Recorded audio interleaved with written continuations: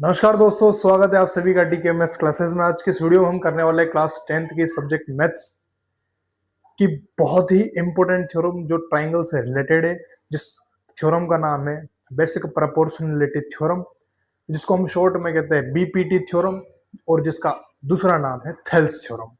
According to examination it's very important theorem और बहुत ही अच्छे से यहाँ पर मैं एक्सप्लेन कर रहा हूँ, जिसको अच्छी तरीके से इसको प्रैक्टिस के साथ में उसको लर्न करना है, जिसकी हेल्प से आप इससे रिलेटेड जितने भी क्वेश्चंस हैं वो आप अच्छी तरीके से सोल्व कर सकते हैं। थ्योरम क्या कह रही है देखिएगा, ये तो हमने हमारी थ्योरम की स्टेटमेंट है। थ्योरम की स्टेटमेंट के रिगार्डिंग अपन को बताना है कि थ्योरम क्या कहना चाह रही है और प्रूव क्या करना है। इससे पहले मैं कुछ इंस्ट्रक्शन आपको दूंगा कि आपको इस थ्योरम में कुछ बातें पता होनी चाहिए। जैसे मैं एक बात बताता हूं, थ्योरम से हट करके एक बात बताता हूं। क्या बात कहनी है कि जब भी हमारे पास में दो पैरेलल लाइंस हैं, जब भी हमारे पास में अगर दो पैरेलल लाइन है, उन दोनों पैरेलल लाइन से अगर हमारे पास एक ट्रेपेजियम शेप का कोई फील्ड दिखता है, उस ट्रेपेजियम शेप को देखने के बाद में हम इसके जब डायगोनल्स को मिट करवाते हैं तो हमारे पास एक ये शेप आकर के बनता है। इस शेप के बनने के बाद में हमारे पास जो ट्राइंगल्स मिलते हैं, एक ये ट्राइंगल हो जाता है, एक ये ट्राइंगल हो जाता है। अदरवाइज एक ये ट्राइंगल होगा और एक ये ट्राइंगल होगा। पैरेलल लाइन के बीच में जितने भी सेम ट्राइंगल बनते हैं, जितने भी सेम ट्राइंगल बनेंगे, एक ये ट्राइंगल और एक ये ट्राइंगल, इन दोनों ट्राइंगल्स के जो एरियाज होंगे वो क्या होंगे, सेम होंगे। और मैं बात करूं तो जो इन दोनों ट्राइंगल के जो एरिया है, इन दोनों ट्राइंगल के जो एरिया है वो इन दोनों इस ट्राइंगल के एरिया के क्या होगा, इक्वल होगा। ये अपन को बात इसमें पहले तक पता होनी चाहिए। दूसरी बात को समझते हैं। तो दूसरी बात क्या जाननी है कि मान लीजिए हमारे पास में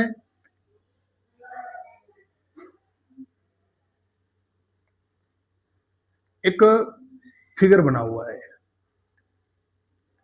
इस फिगर को थोड़ा समझिएगा। इस फिगर को थोड़ा समझिएगा कि मैं इस फिगर के बारे में थोड़ी सी इंस्ट्रक्शन दे रहा हूं। जो यहां पर 90 डिग्री का एंगल बनाता है, सुनिएगा ध्यान से। अगर मैं इस वाले ट्राइंगल के अकॉर्डिंग बात करूं तो इस ट्राइंगल का ये बेस हो जाएगा और ये परपेंडिकुलर हो जाएगा। अगर मैं इस वाले ट्राइंगल के अकॉर्डिंग बात करूं तो ये ट्राइंगल का बेस हो जाएगा और ये परपेंडिकुलर हो जाएगा। तो मेरी बात ध्यान सुनिएगा। इस वाले ट्राइंगल के अकॉर्डिंग बात करूं तो ये जो है बेस है, ये परपेंडिकुलर है, ये बेस है परपेंडिकुलर, तो ये भी तो बेस होगा और ये परपेंडिकुलर होगा। मैं इसको बेस लूं और इसको परपेंडिकुलर, जैसे कि मान लो like that A B C और ये डी है, तो मैं इसको ये भी तो लिख सकता हूं कि जो डी ई है, डी सी जो है वो परपेंडिकुलर होगा ए बी पर, because D C is perpendicular on B C, D C perpendicular on A C, D C perpendicular B C पर भी, डी सी परपेंडिकुलर ए सी पर भी है, तो मैं लिख सकता हूं D C as D C is perpendicular to A B. इस बात को भी अपन को ध्यान से समझना है। तो ये सारी बातें अगर अपन को पता है, हम जानते हैं, तभी इस थ्योरम को हम सोल्व कर सकते हैं, अदरवाइज कोई भी थ्योरम हमारी सोल्व नहीं होगी। चलिए हम स्टार्ट करते हैं, इस थ्योरम की स्टेटमेंट को समझते हैं और इस थ्योरम को सोल्व करते हैं। If a line is drawn parallel to one side of the triangle and intersect the other two sides, then it divide those two sides in the same ratios. सुनिएगा, if a line drawn a parallel to one side of a triangle, हमारे पास एक triangle given है। इस figure में हम इस statement में हमको एक सबसे पहले एक ट्राइंगल को ड्रॉ करना है। क्या ड्रॉ करना है? ट्राइंगल ड्रॉ करना है। थोड़ा बड़ा ट्राइंगल ड्रॉ कर देता हूं मैंने एक ट्राइंगल ड्रॉ किया। अब क्या कहा इस ट्राइंगल में, if a line draw parallel to the one side of a triangle, इस ट्राइंगल के किसी भी वन साइड को, एक साइड ये हो गई हमारे पास, मान लो ये एबीसी ट्राइंगल है, एबीसी ट्राइंगल की कोई भी एक साइड लो, बीसी में ले लेता हूं, एक बीसी के पैरेलल हमको लाइन बनानी इस ट्राइंगल के अंदर, तो मुझे बताओ कहां बनेगी, यहां तो बनने से रही, इसके जो पैरेलल होगी वो इसके ऊपर बनेगी, तो मैंने ये एक लाइन बना दी parallel line, intersect the other two sides. सही बात बताए ना, ये जो है इस लाइन के पैरेलल मैंने ये लाइन बनाई जो कि इन इस वाली साइड ए बी और ए सी इन दोनों साइड्स को क्या कर रही है, इंटरसेक्ट कर रही है, इन दोनों को इंटरसेक्ट कर रही है, तो इसको मैं लेट कर लेता हूं ए बी सी डी, और ये हो गया हमारा ई पॉइंट। ठीक है, तो सबसे पहली बात यहां पर हमको एक चीज जो गिवन है वो क्या है,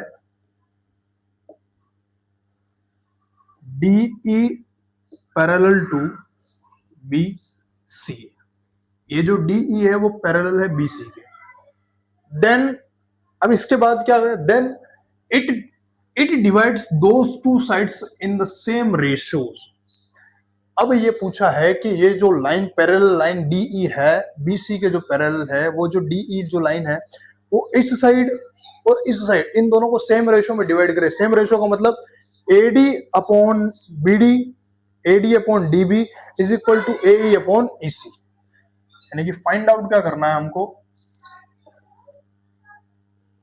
फाइंड आउट जो हमको करना है वो करना है AD upon dB is equal to AE upon E C. AD upon dB is equal to AE upon E C, इन दोनों रेशियोज को सेम पार्ट में डिवाइड करना है। यहां पर हम सबसे पहले करेंगे छोटा सा कंस्ट्रक्शन करेंगे। क्या करेंगे हम, कंस्ट्रक्शन क्या करेंगे, कंस्ट्रक्शन ये करेंगे कि डी से, डी के जो वर्टेक्स है, डी वर्टेक्स से एक परपेंडिकुलर बनाएंगे एसी पर, इसका मैंने लिया डी एफ। तो परपेंडिकुलर का मतलब ये भी 90 डिग्री होगा और ये भी 90 डिग्री होगा। सबसे पहले हमने क्या किया, D F perpendicular on A C, AC ले लिया, इसका मतलब ये एई पर भी है, ईसी पर भी है और एसी पर भी है। ये जो परपेंडिकुलर है वो एई पर भी है, ईसी पर भी है और एसी पर भी है। दूसरी चीज, ई से एक परपेंडिकुलर ड्रॉ करो एबी पर। हमने क्या किया, ई पॉइंट से एक परपेंडिकुलर ड्रॉ किया एसी पर, एबी पर, तो ये पर 90 डिग्री, ये भी 90 डिग्री, जिसका नाम दे दो E G is perpendicular on A B. Clear, दो चीज हमने यहां पर कंस्ट्रक्ट की। अगर दोनों चीज हमारी कंस्ट्रक्ट यहां हो गई है, हमारी यहां पर कंस्ट्रक्ट हो जाने के बाद में हम एक चीज और करेंगे। यहां पे हम क्या करते हैं, ये जो डीई जो बीसी के पैरेलल है, डीई जो बीसी के पैरेलल है उसको क्या करते हैं, यहां से हम ज्वाइन कर देते हैं। तो हमने क्या किया, कंस्ट्रक्ट में D F perpendicular on AC, E G perpendicular on B A B, और क्या किया हमने, क्या किया, ज्वाइन किया है, join D C and B E. ये हमने सारा सारा कंस्ट्रक्शन किया है। बात अब यहां से हम क्या करते हैं, प्रूव करते हैं। अब यहां से हम करते हैं प्रूव। प्रूव क्या करेंगे, ध्यान से सुनना, हमको क्या करना है, इसको इसके डिवाइड में लाना है,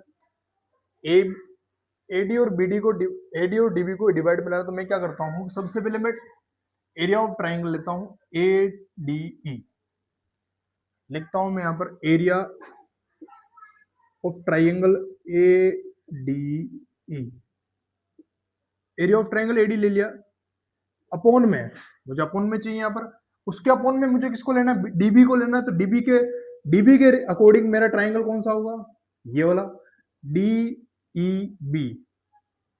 मैं ट्राइंगल लेता हूं डी ई बी या फिर बी डी ई ले लेता हूं। एरिया ऑफ ट्राइंगल बी, ये ले लो D E B, area of triangle A D E and area of triangle D E B. एक ये ट्राइंगल कर लिया और एक ये वाला ट्राइंगल लिया। इन दोनों ट्राइंगल की हेल्प से सीधी बात है, परपेंडिकुलर देखो इस वाले ट्राइंगल में भी है और इस वाले ट्राइंगल में भी है। तो मैं लेता हूं एडीई ट्राइंगल का एरिया क्या होगा, तो 1/2 मल्टीप्लाई बेस। देखिएगा इस वाले ट्राइंगल में हमारा बेस कौन सा होगा, एडी होगा। क्यों होगा, क्योंकि 90 डिग्री एडी पर बन रहा है, दैट्स वाई एडी क्या होगा, इसका बेस होगा। मल्टीप्लाई हाइट या परपेंडिकुलर हाइट, परपेंडिकुलर देखो ये बेस है 90 डिग्री एंगल ये बन रहा है, तो ईजी, ईजी क्या होगा हमारी, ईजी हमारी हो जाएगी perpendicular height upon upon area of triangle DEB. DEB triangle में देखो तो 1/2 मल्टीप्लाई बेस। इसका बेस क्या होगा हमारा, ट्राइंगल यही बन रहा है तो बेस देखो, क्योंकि परपेंडिकुलर ये रहा, देखिएगा ध्यान समझना, अगर ये ट्राइंगल बन रहा है तो इसके इस वाले पॉइंट से 90 डिग्री एंगल ये भी बन रहा है, और हमने बताया कि जो ईजी है वो परपेंडिकुलर इस वाली एबी पर है। अगर एबी पर है तो ये एडी का भी परपेंडिकुलर है और बीडी का परपेंडिकुलर, तो बेस हमारा डीबी हो गया और परपेंडिकुलर हो गया ईजी। तो मैं यहाँ पर बेस लिख लेता हूं डीबी मल्टीप्लाई ई जी। क्लियर हो गई बात। अब मैं 1/2 से 1/2 को कैंसिल करता हूँ, ईजी से ईजी कैंसिल हो गया, तो area of triangle ADE and area of triangle DEB किसके इक्वल में आया, AD upon D B. Equation number first. यहां तक समझ में आ गई बात। अपन को थोड़ी बात यहां से समझनी है, अगर आपको क्लियर में यहां तक क्लियर हो गया तो मैं नेक्स्ट आगे बढ़ जाता हूं। First clear. अब सेकंड लो इस वाले पार्ट को। इस वाले पार्ट में सबसे पहले अपना जो ट्राइंगल है वही आएगा, ए डी ई ट्राइंगल आएगा, और दूसरा हम ट्राइंगल लेंगे इस ये वाले ट्राइंगल को। दूसरा ट्राइंगल अपन लेते हैं E D C, area of triangle A D E upon E D C. Area of triangle A D E upon area of triangle E D C. 1/2 multiply AD triangle का base क्या होगा, according to AC line क्या होगा, ए ई होगा। क्या होगा, ए ई। और perpendicular होगा इसका डी एफ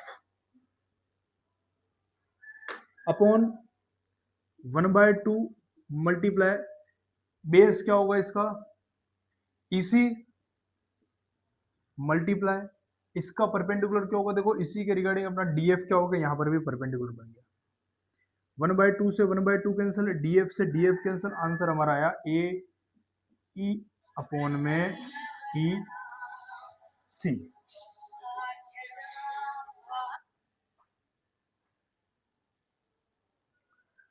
क्लियर। चलिए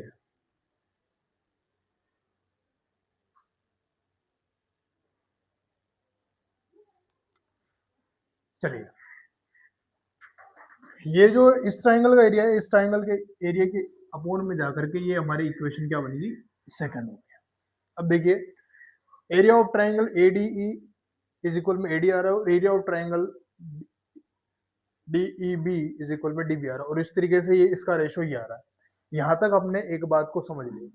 अब मैं एक बात कर रहा हूं, यहां से मैं एक नया पॉइंट निकाल रहा हूं कि हमको यहां पर गिवन है जो डीई है वो बीसी के पैरेलल है। लिखता हूं मैं यहां पर डीई पैरेलल टू बीसी। अगर डीसी बीसी के पैरेलल, डीई बीसी के पैरेलल में है, तो मैं एक काम करता हूं, मेरा जो ट्राइंगल बन रहा है ये कौन सा ट्राइंगल बन रहा है, ये मेरे पास में डीई बी। यहां पे मैं लिखता हूं area of triangle DE B equal होगा किसके, इस वाले ट्राइंगल के एरिया के, E D C.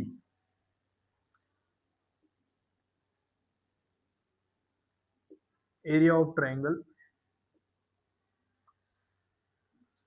E D C. Why, मैंने बताया था, हमने 9th क्लास का ये हुआ जो है हमारा 9th क्लास की एनसीईआरटी का एक इंस्ट्रक्शन है जो 10th क्लास में काम आ रहा है, कि हमको ये पता है कि जब हमने क्लास 9th में लाइन्स एंड एंगल्स का जो टॉपिक पढ़ा था वहां पर भी इस चीज को हमने अच्छी तरीके से समझा है कि जब भी दो पैरेलल लाइन्स से उनके अंदर बनने वाले दो जो हमारे पास जो ट्राइंगल होते हैं वो ट्राइंगल का जो एरिया होता है वो हमेशा क्या होगा, सेम होगा। ये बात हमको अच्छे से समझ में आनी चाहिए। तो मैं ट्राइंगल डी ई बी की जगह में लिख सकता हूँ area of triangle E D C. Clear हो गई बात। अब मैं करता हूँ क्वेश्चन नंबर, ये इक्वेशन फर्स्ट को मैं थोड़ा और प्रॉपर वे में करता हूँ। देखो इक्वेशन फर्स्ट देखो क्या देखा है, एडीई, देखो यहाँ एडीई है, यहाँ पर भी एडी है, यहाँ पर ई डी बी है और यहाँ पर ई सी डी है। मैं इसको ई सी डी लिख सकता हूँ और इसको बी डी ई बी भी लिख सकता हूँ। इन दोनों को किसी में से एक को चेंज कर लो। तो मैं यहां से लिखता हूं in equation first, in equation first, first equation में क्या देखो, area of triangle A D E upon area of triangle, देखो डीई बी है, डीई बी, ये भी डीई बी है, डीई बी है, ये डीई बी है, डीई बी की इक्वल किसके है, ई डी सी के। तो मैं इसकी जगह ये लिख सकता हूँ क्या, तो मैं लिखता हूँ यहाँ पर area of triangle E D C equal किसके आ गया, ये A D upon D B के। इक्वेशन नंबर एक हमारी हो गई थर्ड। समझ आई बात। अगर ये बात समझ में आ गई है तो अब कंपेयर करो, compare equation second and third.